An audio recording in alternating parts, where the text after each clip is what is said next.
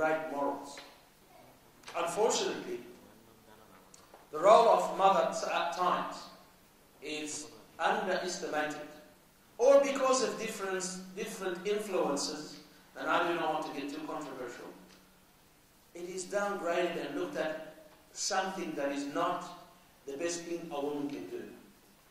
Yani, I am married, I have children, and lots of children, alhamdulillah. And sometimes my wife, she feels down. Even though she's studying and she likes to study, she says, I'm not contributing, I'm not doing much. But I always say to her, what you're doing is more important than what I do. I do the da'wah, yes, I call people to Islam, I teach people Islam. But what you are doing, without you, I cannot function. You are doing half of the work that I'm doing. You are helping me looking after the children. Yes? You are preparing the environment for me and for my children to do this great work. And as they say in Arabic, to translate for you, behind every great man, a woman. That motivates you and that helps you. So a woman, whether you are in your university as a teacher, or whether you are at home and you choose to be a mother, which is a great job, better than doing anything else. And we're all suffering from aging population, as we know. We can't hide under the rock or behind the rock. We have to be honest with ourselves. What is the problem? Why there is aging population? And I'm not saying, I don't want to go into the area where women work or don't work. I'm just saying, because we don't have enough real mothers who are prepared to put the hard yard to bring an excellent generation to carry on and to move on with our life.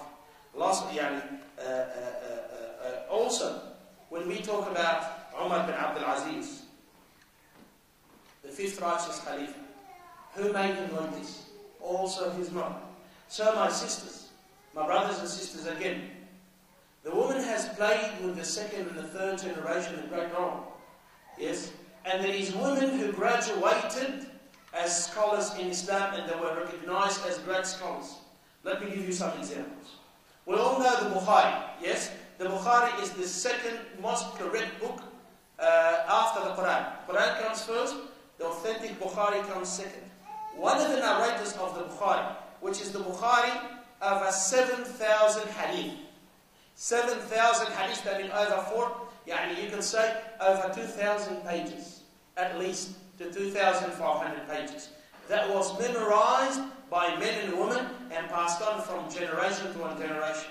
And one of the great narrators of Bukhari, woman called Karima bint Ahmad al-Harwazi.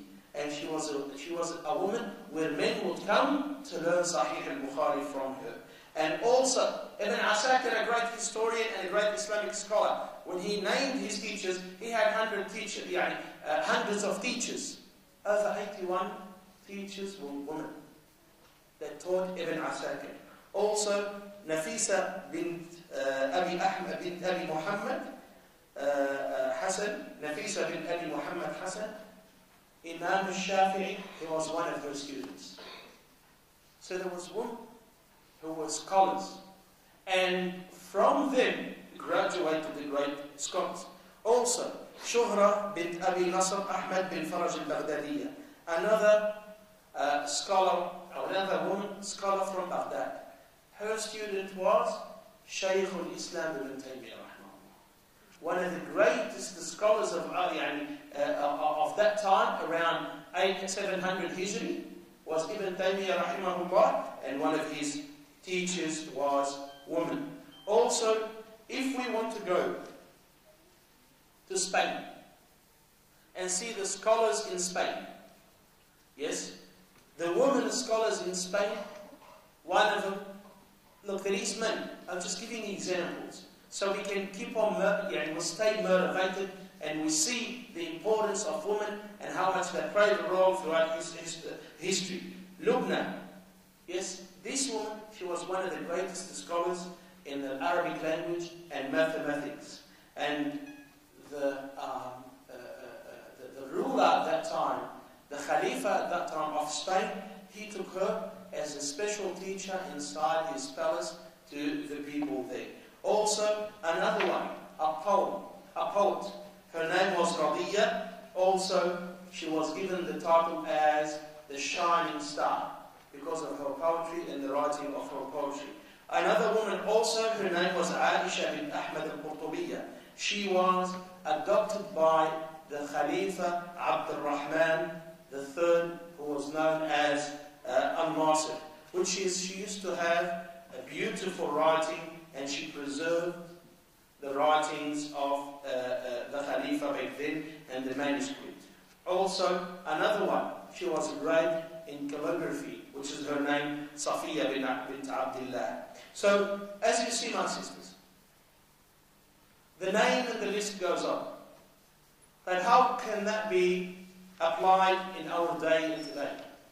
Without going into so many names, without going into so many scholars, because I will not finish today or tonight. Yes, my sisters, you are here in a place like Australia, for example.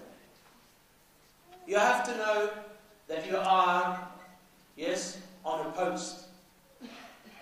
You need to defend Islam and propagate Islam and teach Islam and learn Islam and learn also other sciences as long as you are protected from evil. Yes? And to contribute and to take part in your society. Do not get engaged in subsidiary issues. Yes? Do not worry what people are going to say about your hijab. Do not worry about what people are going to say the way you look like. Whether you choose to cover your face or you choose to wear the hijab, as long as you're wearing the Islamic hijab, don't worry what people say. That is not an issue. That's something subsidiary. Yes? Because when you wear your hijab, some people, they think it covers your brains. But your brains, hijab doesn't cover your brains. Your brain's still ticking and working. And sometimes working better than men. Yes? And also, you have to understand that some of the attacks that come on the hijab, because in some other religions, without mentioning any specific names, there are some other religions, the hijab is a sign of authority of men over women, which is a sign of oppression. How would you show that your woman, she belongs to you as one of your possessions, not as a separate person, is to make her wear a cover on her head? And that is stated in other religions. It is not the case in Islam. That is not the case in Islam. Because Islam preserved for you the right to keep your name, to keep your business, yes, to keep your individualism, where you have your rights to live, and you are competing with men in many fields. And one of the fields is the da'wah.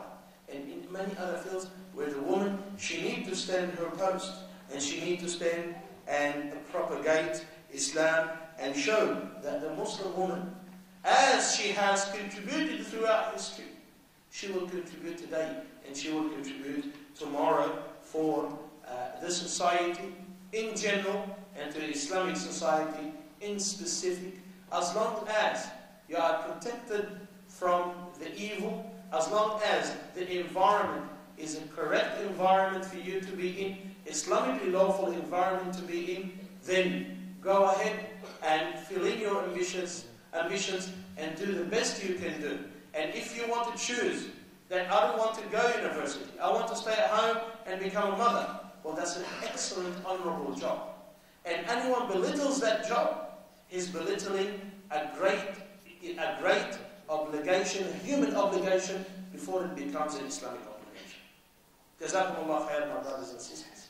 May Allah reward you. Subhanaka Allahumma bihamdik. Nashhadu an la ilaha illa ant. Nastaghfiruka wa natubu ilayk. I apologize for the delay if I have too much of your time. If we can just be seated again and inshallah will start answering the questions. There are a number of questions to get through, so if we can please try and get started quickly, inshallah.